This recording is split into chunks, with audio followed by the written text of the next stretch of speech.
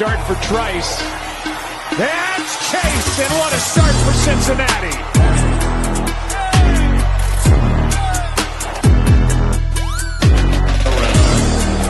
And he has the football. Puts a move on. Bijan Robinson, he got a hand. His first NFL touchdown.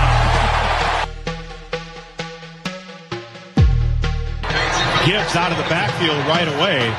Oh, yeah, there's no question that he was grabbed. They got ridiculous. They got Gibbs one-on-one with Andrew Van Ginkel in space, and that was it. And this is, again, it's man-to-man. It's one-on-one, and he's underneath. He loses his balance. Block Bowers is one of those guys that has a huge, and this is...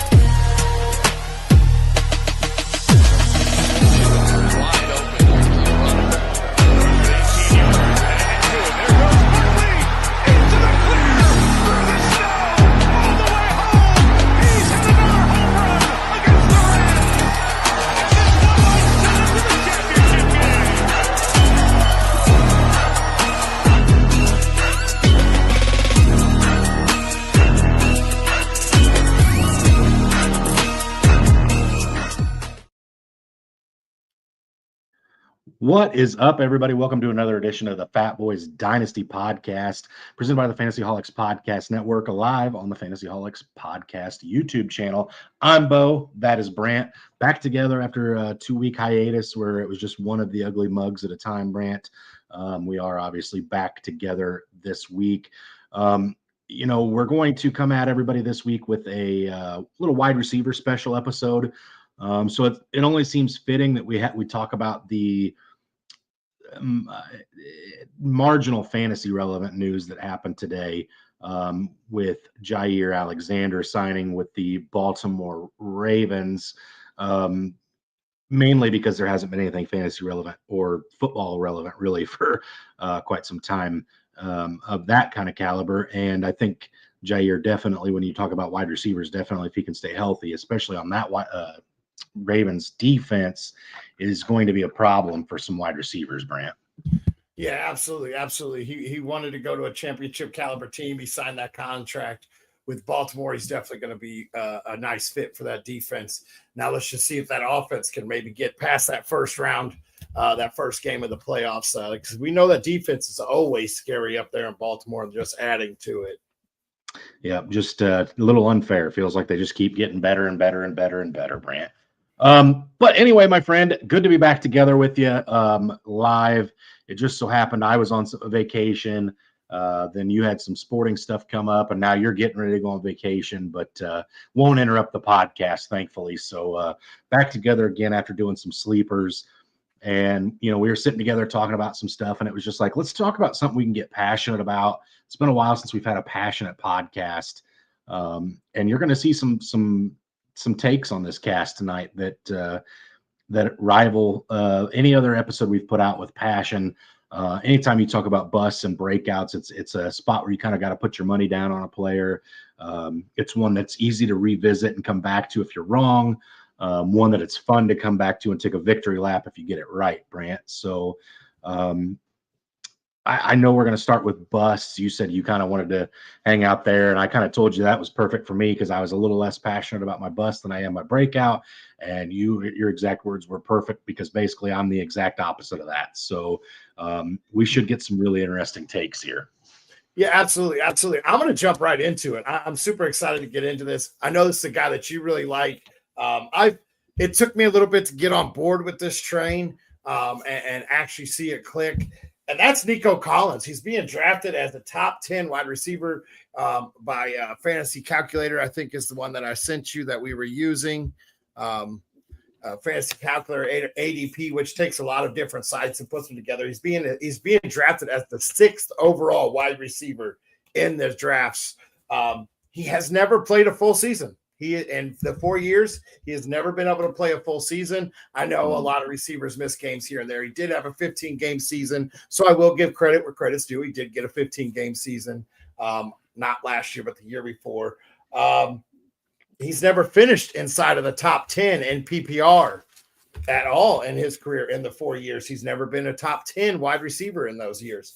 And then they turned around and they added, this is the big thing, they added Christian Kirk, they added Higgins, they added Noel in the draft. Then they turn around and they go, well, we got to bolster up our run game a little bit more too. So with Mixon still back there, who saw the bulk of the carry, we're going to add Nick Chubb. We're going to add Woody Marks. And apparently there's another guy on the roster that you and me had no idea was even there. What was that? British Brooks? Was that his name? Yep. I don't think it's going to be fantasy relevant at all, but that is a great name for a backfield there is Mr. British Brooks. I'll give him a quick shout out as we did come across that name earlier today. And then you look at I'm going to turn the table just a little bit. And I talked about this last year as a guy that I didn't understand why he was going up the board so high. And CJ Stroud, he was being drafted as the top 4 quarterbacks last year. Mm-hmm. He's never finished inside the top 10 for quarterbacks. This team is built on spreading the ball out. You saw Tank Dell have some great games prior to him. God have mercy on him prior to him and his devastating injuries. And then you got Nico Collins, who did ball out, but what else was really on that field last year? Let's not forget Stephon Diggs, who was really nice in the games he played too. Yeah, in the games he played, this team spreads the ball out pretty well. You still have just drew a blank. You still have Dalton Schultz there, I think, as the tight end, still catching the passes. I don't think you're going to see a true wide receiver one. I don't think this guy finishes anywhere near the top 6 wide receivers this year. I think you're talking Nico finishing outside of the top 15 this year. And I'm not willing to pay, because you think about how fast these receivers are flying off the board. So if he's going as number 6, I think his ADP was in the 2nd round. I don't think I want to pay that draft price when they've shown that we're going to add everything to it. CJ Stroud doesn't have to do everything with his arm. The Texans are coming on as a fully developed team, on both sides of the ball. I just don't see it in Nico Collins, and I think this year he finishes outside of the top 15. Yeah, and this is one, Brant, that I can really find myself being on board with. I think when you brought it up to me in person earlier today that this might be a name you might use, I'm fairly certain I was kind of like, yeah, I could see that. And as you sit there and bring up all the reasons, the number one reason for me is simple. It's Jaden Higgins. This guy's drafted in the 2nd round. He's a guy that I've put out on air here a couple of different times. I think could end up being the wide receiver 1 in this draft class when all is said and done, especially early, because I just think his tools translate so well to the NFL.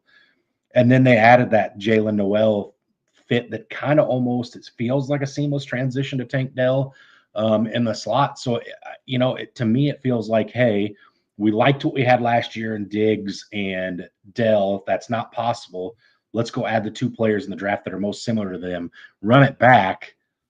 And the problem is those guys are both younger. They're more explosive. Mm-hmm. Maybe not younger, not more explosive than Tank Dell. At this point they are, because he's probably on a scooter.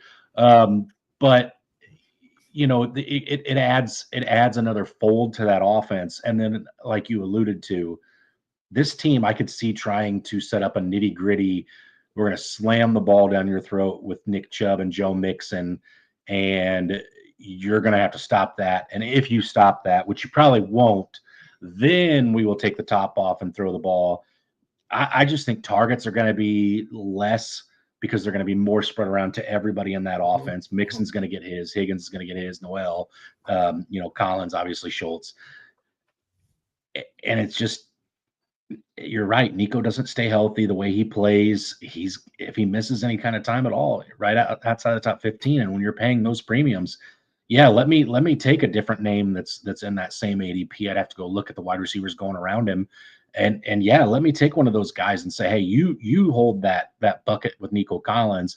If it hits, I'm really happy for you. If it doesn't, at least I wasn't the one holding it, Yeah, absolutely. And then you talked about Noel being added in the draft, but then they added Christian Kirk just in case Noel has that learning curve in the slot. We saw how good Christian Kirk can be in the slot his last year in Arizona. Then he struggled his first year in Jacksonville, and then he had that breakout year there with Jacksonville. Most of his were coming from the slot. So some of the names around Nico Collins, Amon-Ra St. Brown is being drafted as the number 7 wide receiver. Yeah, I'm taking Amon-Ra over him. Brian Thomas Jr. Probably still taking Brian Thomas over him, yes. Drake London. Definitely taking Drake London over him, yes. T. Higgins. I'm not taking T. Higgins over Nico. Rashee Rice. I'm taking Rashee Rice over Nico. JSN. I'm taking JSN over him. Yeah. And then one of your favorites at number 19, Marvin Harrison Jr.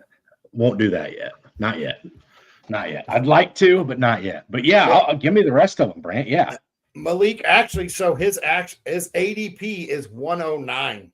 So they're saying by their draft, I'm not paying that price. Gathering it all together that you're having in a 12-team league, you're having at least, 7 wide receivers drafted in the first round in a 12-team league. And I'm not being stuck holding that. He's only one spot behind Malik Neighbors. Yeah, not happening. Yeah, there's too many. There's too many what ifs, too many variables around him. Absolutely, to be a first. Now you tell me the 209. Yeah, I'm more interested in Nico Collins, the 209. My first overall pick in that draft for me cannot be Nico Collins. And this feels an awful lot like a Nico Collins diss track. It's not. It's just ADP is entirely too high right now. Yeah, it's way too high right now. And we could be retracting this saying, hey, this is the best value later as things come out and his ADP drop. But as of right now, I don't see him living anywhere near that ADP. Okay. I kind of feel like I went with a little bit of low-hanging fruit here on the bust, but the hype train was there last year when this player was drafted. Couldn't get on board, and then it was kind of like told you he's a gimmick, and then some other things happened and it came to fruition. But I went with Xavier Worthy as my bust, currently being drafted in the second pick in the 5th round in startups as the wide receiver 23. Brant, you want to know the best part about that? In his 1 year as a professional, would you like to take a guess at what his finish was as a wide receiver in PPR leagues? My guess is somewhere wide receiver 30. Wide receiver 33. So 10 spots lower than where he's being drafted. So again, I understand in a dynasty startup, it's age, right? It's tied to Patrick Mahomes. There's a lot of really good things to like about Xavier Worthy. You know what there's not to like about Xavier Worthy is Rashee Rice is the alpha wide receiver in that offense. Don't get it twisted. You know, the injury last year was gruesome. Prior to that, Rashee Rice hit the ground running. Rashee Rice might have been a top 10 wide receiver last year. Prior to that, or if had that injury have not taken place in week 4 against the Chargers. Here's where I think this is interesting because it is such a small sample size, right? In 3 games with a healthy Rashee Rice, Xavier Worthy had finishes as wide receiver 11, 70, and 77. And if you think back to that week 1 game where he had wide receiver 11 finish, he had 2 end arounds for touchdowns. I thought he had at least 2 TDs in that game. 2 touchdowns in that game. So very, very touchdown dependent there. But again, 70 and 77. And I know you can go, well, Bo, wait a minute. He wasn't really with the playbook. You got to give these guys time to gel. I get it. I 100% get it. The sample size is small, 3 games. Problem is Rashee Rice has had that time to gel with Patrick Mahomes more. You can tell that offense missed him last year. He's back, going to be healthy. And then on top of that, the Kansas City Chiefs did what they always do, Brant. They added more to that offense, right? Not to mention you still got Travis Kelce who's going to get his. Isaiah Pacheco should play more than 9 games that he played last year, or 7 games, whichever it was that he played last year. So you're going to get less carries out of the backfield for Worthy. I think in pecking order, he's going to be at least 3rd, if not 4th at best in pecking order, because realistically, I think there's a lot of guys on this offense that can do very similar things. Worthy was asked to step up last year because Rashee Rice was gone. But again, Rashee Rice is back. And again, Brant, here's the biggest flag for me, right? We're drafting a guy 10 spots better than his best ever finish. In a world where things went very well for Xavier Worthy, there was touches out of the backfield that were left vacant by Pacheco, which again, they added Brashard Smith in the draft. So if Pacheco misses time, that's an easy transition, right? And then again, the big one is Rashee Rice missing time. And then again, they added that Jalen Royals. So for me, in a perfect vacuum where everything just goes right for Xavier Worthy, he finishes as wide receiver 33. I'm not drafting him 10 spots higher than his best finish. I'm not doing it. And I think a lot of people that are getting that hyper on Xavier Worthy to draft him at this point, either A, don't know who Rashee Rice is, 2, did not watch enough Kansas City Chiefs games to realize that offense was kind of boring last year. And 3, just doesn't understand how pecking order is going to play out in Kansas City. I think there is a chance that Xavier Worthy has some very fantasy relevant games. If he takes 2 end arounds for a touchdown, he might finish as wide receiver 1 or 11 a couple times next year. But there's going to be more games of him as wide receiver 70 and 77 than there are at the 11, Brant. Yeah, and then you touched on the backfield a little bit. They also went out, signed both Hunt and Mitchell to come in and help with that backfield as well. And we've seen Mitchell have flashes of being a phenomenal running back, and I think he'll fit that system nicely. You saw Kareem Hunt's going to get his catches out of the backfield too. Yes, he's going to take the top off of a defense. Yes, he's probably going to get 4 or 5 games where he'll have a 65-yard touchdown, which is phenomenal. But you're riding out and hoping that's your wide receiver 2 all year. So he needs 4 to 5 catches and a touchdown probably just to try to make that up. Yeah, I'm absolutely on board with that. I don't see how it happens. And like I said, the offense should be more explosive this year. It should be more fun to watch. And he will be that guy that does take the top off the defense, but that's not going to be every week, especially as you get week 1. Guess what? Week 1, he's going to have, who is that guy that every single year he would have the great week 1 and then fall off the face of the earth? Sammy Watkins. Yes, Mr. Watkins. And guess what? Worthy's probably going to do the same thing this year. He's going to take the top off of defense. They're going to come a little unprepared for it, and then they're going to adjust the rest of the season, and he'll be back to probably wide receiver 3, wide receiver 4 status there. Yep, I agree, Brant. All right, let's get into these breakouts. I'm interested to see who you got here. So my breakout, I feel like I did kind of the same thing. I took a little low-hanging fruit. I love this guy. I did like him coming out prior to his unfortunate incident, and that's Ricky Purcell there at San Francisco. Debo out the door. Ayuk coming off of an ACL, MCL tear last year. I think it was week 4 as well. Maybe it was week 2. I could be wrong, but he missed the majority of the year last year too.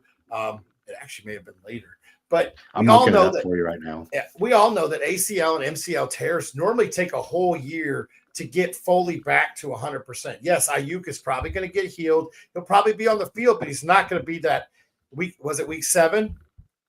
So you're talking he may not even start the season. So Purcell could easily start the season as the wide receiver 1 there in San Francisco. I do know they got Juwan Jennings, and we did see phenomenal games out of him last year, and he'll probably get his too.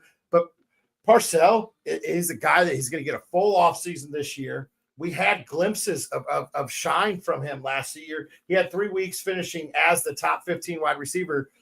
And you talked about, hey, we need time to gel with this new offense. We need to learn the playbook. We need to gel with our quarterback. Well, he missed the first 6 weeks of the season and most of training camp last year. So he had no time and still came out and was able to make an impact on that team.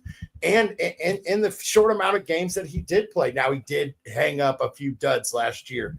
But San Francisco is a team that's going to have to put up. He's being drafted as the 50th overall wide receiver in ADPs. And I'm sorry, this is a guy that I think he's going to slide into that number 1 spot. If Ayuk misses time, he's going to slide right into that number 1 spot. And he could also end up seeing some Debo Samuel-esque role when Ayuk comes back with Juwan Jennings on the outside. I think Purcell's in for a huge year, and he's only 24 years old too. I think he's in for a good year there at San Francisco. Right now, they're projecting Ayuk to return to somewhere around mid-season. So you're going to get at least, 6 to 8 games is him being the number 1 wide receiver. Maybe he may be the number 2 wide receiver to Jennings just because Jennings is a bigger body and will line up outside. But Purcell could be that guy for the first 8 weeks of that season. And we see this we see this a lot with every year. There's not a whole lot of film on him, so he's going to come out kind of fresh to teams where they don't have that film. They don't know how to slow him down. So this could be his rookie-esque takeoff. Like, I don't want to put him in that category because Puka Nacua blew everything out of the water. But when you don't have a lot of film on him, he's going to probably come out and be able to find those open gaps real easy where they're not scheming against Purcell. Yeah, it's definitely going to be interesting because obviously, the 49ers have come out and said, hey, Brock Purdy, you're our guy. Here's a bag of cash. You're locked up under center. They also extended George Kittle this year. But you're right, Brandon Ayuk out till the midweek or midseason. Deebo Samuel gone. Christian McCaffrey working back from injury. We don't know who's going to be the target guy week in and week out. Some weeks it might be Kittle. Some weeks it might be CMC. Some weeks it might be Jennings. Some weeks it might be Pearsall, or it might just be a little bit of each one of them every game. And at wide receiver 50, I'm willing to take a dart throw on that because let's be honest, several things could happen. Like the 49ers stumble out of the gates. Maybe they stumble. They don't get off to a great stretch. And all of a sudden you're talking about, hey, Ayuk's coming back. They're trying to trade him to a team that needs a wide receiver to get picks for next year. Or, maybe they come out the gates hot and they're like, hey, Ayuk, we're going to give you a couple extra weeks. So here's a couple extra weeks of Pearsall getting those targets. And again, you have a wide receiver come back that late in the season. They might try to force the ball to him a little bit early to try to get him back into rhythm. But Purdy's already going to be comfortable with the rest of his guys. Those are the guys he's going to be practicing with every week. Those are the guys he's going to be playing with every week. And sometimes it's hard to get back from behind the eight ball when that happens, Brant. Yep, absolutely. Absolutely. I absolutely hate talking this much about a San Francisco wide receiver, me being a Seahawks fan. But at wide receiver 50, it's too good to pass up there. Okay. All right, so I got to start by saying this, Brant. When I look at my breakout players, I look at somebody who, again, has already exceeded where their ADP is in their career, right? I talked about that being a issue for me with Worthy. So I wasn't necessarily trying to take a layup. I thought I found the guy. He's being currently drafted as the 30th wide receiver off the board. This is not my breakout, by the way. I just felt like I had to say something about this because it was so damn disrespectful. And I'm going to say I'm a little disrespectful as well because I didn't realize just how good this was last year. But I was going to go with Jacoby Myers, Brant, who is a guy you've been dangling from a certain part of his appendages for years. With Jacoby Myers, you've been a Jacoby Myers truther back to the days when you were like, this is the week he catches his first touchdown going into like halfway point of his second season. But I'm sitting at it. I'm going wide receiver 30. Geno Smith's an upgrade. They've got a running game this year. That passing game should take off. All the talk is how good the 1-2 punch is going to be with Brock Bowers and Michael Mayer out of the tight end position, and how those two are going to feast this year. And it's like, if this doesn't open up the outside of the field for Jacoby Myers, and I went and looked at his finish last year, and it's like, how is this guy wide receiver 16 last year and being disrespected and drafted as the wide receiver 30? And I was just like, you know what? I can't call a breakout on a guy who broke out last year. I can't do it. But my goodness, you could see Jacoby Myers sneak into that wide receiver 1 category this year. Again, in a situation where Geno Smith balls out under center with Pete Carroll. But I digress, not to waste too much time about it, because I am very passionate about my breakout for the wide receiver position. So I did go with the guy being drafted back into the 8th round right now, wide receiver 44. So down there in that same kind of tier as Ricky Pearsall. I went with Darnell Mooney of my Atlanta Falcons, Brant. You went with the cross division rivals there. I went with my guys. Darnell Mooney, 27 years of age, finished last year as the wide receiver 31. So again, being drafted 13 spots later than his finish last year. And that last year wasn't even his best year as a pro.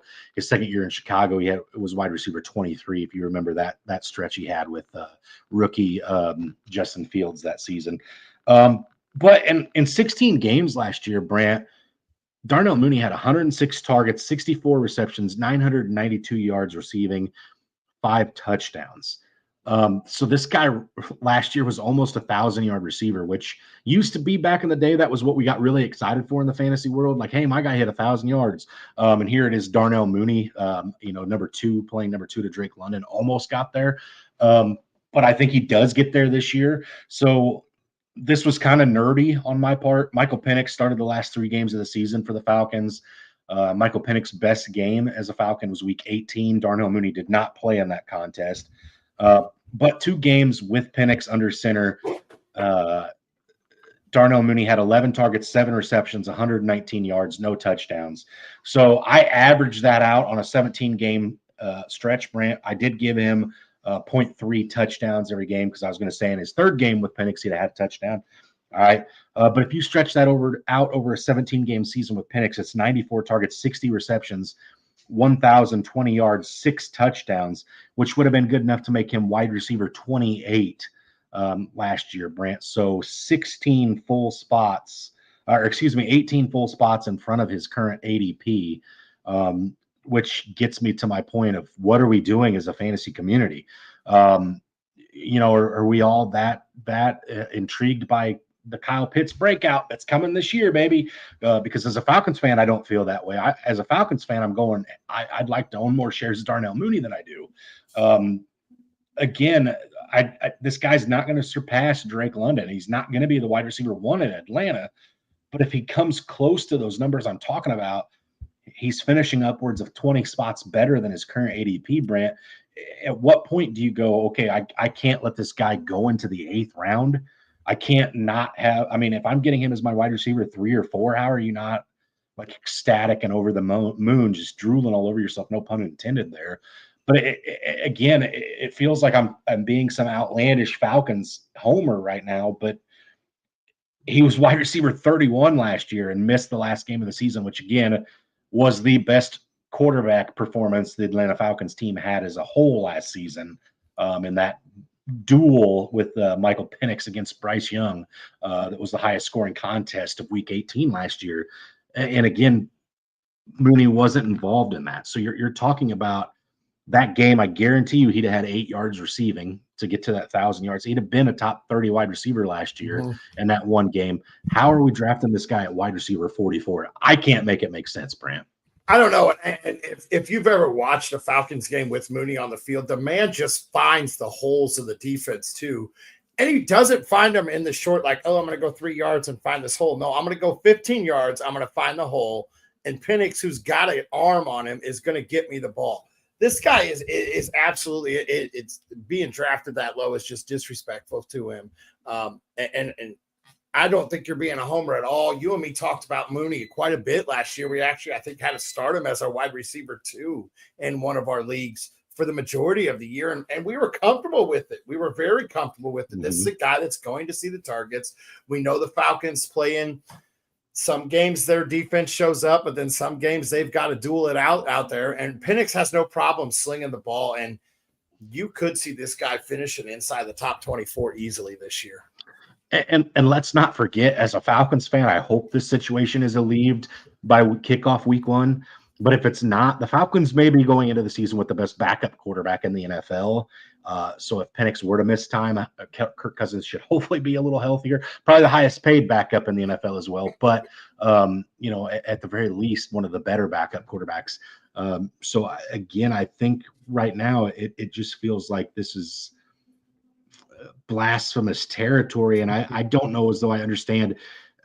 And maybe I'm crazy for this, Brant, but even when Darnell Mooney was in Chicago, I don't think I let him slide to wide receiver 44. I liked his game back when he was with Justin Fields too. So to me, this is kind of crazy that Darnell Mooney's just this afterthought for a lot of folks at this point, because again, I'm not trying to be disrespectful to Ricky Pearsall, who I think is great value at ADP 50 or wide receiver 50. But when you're talking about guys that have been there, done that, I'm trying to pull this up real quick, Brant, so I can see some of the other names going around there. I'd be shocked if I could find one that I want to take over Darnell Mooney in that range. And maybe you feel differently. Maybe you can bring me back down to earth a little bit here, but let's go down to wide receiver 44 territory. Darnell Mooney or Jaden Reed? I'm taking Mooney. I've already rode that Reed train. I'm out on that one. Darnell Mooney or Michael Pittman? I'm going to probably take Mooney on that one. Darnell Mooney or Matthew Golden? I'm taking Mooney. Again, Darnell Mooney or Deebo Samuel? I'm probably taking Mooney right now. Yeah, that's what I'm saying.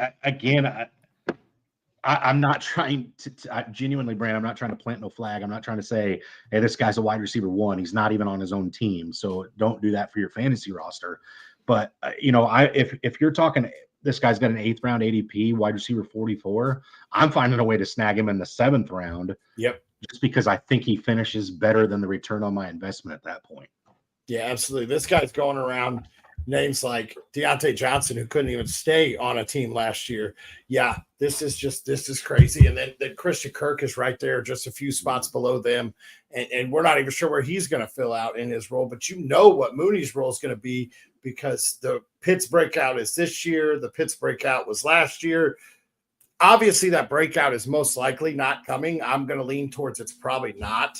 So, but the Mooney is here. Mooney is ready to continue his dominance that he had last year. I absolutely believe in Mooney too. Yep. All right, guys. I think that kind of settles it up for this week. I think there's a chance we either come back next week and do some running back takes.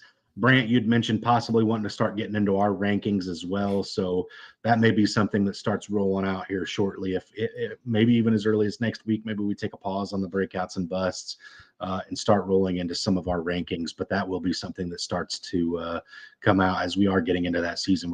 Realistically, Brant, we're really only about a month away from NFL drafts starting to, or fantasy drafts starting to hit the ground rolling.